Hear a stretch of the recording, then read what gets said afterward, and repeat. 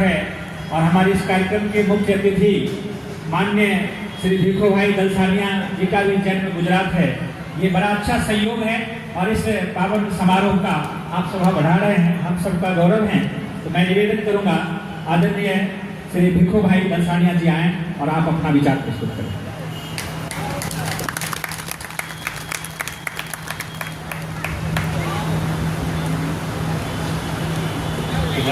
बहुत बहुत नमस्कार, प्रणाम।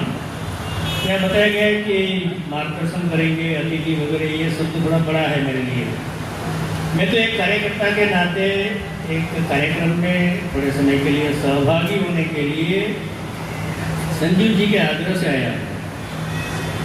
मार्गदर्शन करना वगैरह तो अपने यहाँ बैठे संत सीनियर्स वो सब करेंगे।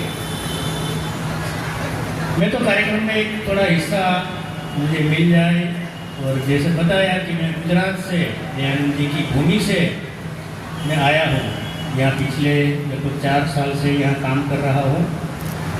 और मेरा सौभाग्य है कि मुझे अनेक बार स्वामी दयानंद जी का स्थान, जन्म स्थान में टंकारा है, वहाँ अपना आर्य समाज भवन भी है, वहाँ अनेक बार जाने का, इस पवित्र भूमि में दर्शन करने का, वहाँ थोड़ा समय बिताने का बार बार मुझे मौका मिलता रहा है। इसलिए मैं अपने आप को बड़े सौभाग्यशाली मानता हूँ। 200 साल पहले एक महर्षि वहाँ से निकल करके पूरे भारत को एक सत्य की राह दिखाने के लिए, सत्य मार्ग दिखाने के लिए, सच्चाई क्या है, सच क्या है, उस राह पर चलते ही राष्ट्र निर्माण हो सकता है, ये राह हमें इस महर्षि ने दिखाया। आधार माना, यज्ञ को आगे किया, बाकी सब समाज में चलते हुए पाखंड, बाकी सब प्रवृत्तियों को उन्होंने उजागर किया और सत्य का मार्ग पर चलने का हमें एक राह दिखाया। ऐसे महान विभूति महर्षि सदियों सदियों के बाद मिलते हैं। शायद 200 साल के बाद ऐसी विभूति, ऐसे महर्षि आज तक दूसरा कोई ध्यान में नहीं आया है।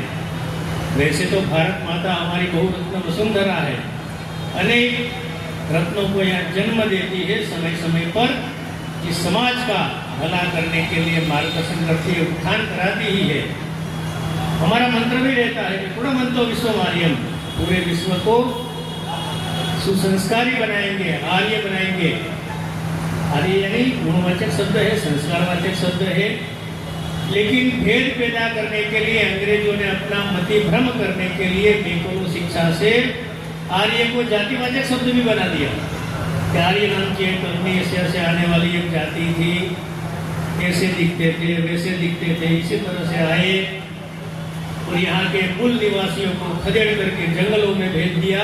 ऐसा एक मन घड़त कहानी बना दी, क्योंकि उनको तो लॉजिक लगाना था कि हम आज़ादी के मूवमेंट चलाते थे, तो उनको लगता था कि इसको मन में ठसाना चाहिए कि आप भी बाहर के, हम भी बाहर से आए हैं, हम अभी आए हैं, आप कुछ वर्षों के पहले आए हैं, आप भी बाहर से आए हैं, न आप यहाँ के न हम यहाँ के हैं, तो आप हमको निकालने की बात कैसे कर सकते। यहाँ के तो जो मूल थे, निवासी थे, उन्होंने आप लोगों ने तो जंगलों में खदेड़ दिया। तो इस थियरी चलाया और एक भेद पैदा करने के लिए और अपना शासन स्थापित करने के लिए वो आर्य की एक गलत व्याख्या भी उन्होंने प्रस्तावित कर दी। इसके कारण कुछ लोग पॉलिटिकल फायदा उठाने के लिए पार्टियां भी बना दी। मूल निवासी की थियरी लेकर के साउथ में शासन हो गया, यहाँ मूल निवासी, बहुजन वगैरह वगैरह नाम दे करके यहाँ भी ऐसा पॉलिटिकल लाभ लेने हेतु, समाज को बदलाने हेतु, समाज को भ्रमित करके अपना स्वार्थ सिद्ध करने हेतु ऐसा यहाँ भी प्रवृत्तियाँ चली। तो बाद में समाज शास्त्रियों ने, समाज के वैज्ञानिकों ने साबित किया कि आर्य नाम की कोई जाति कभी थी नहीं।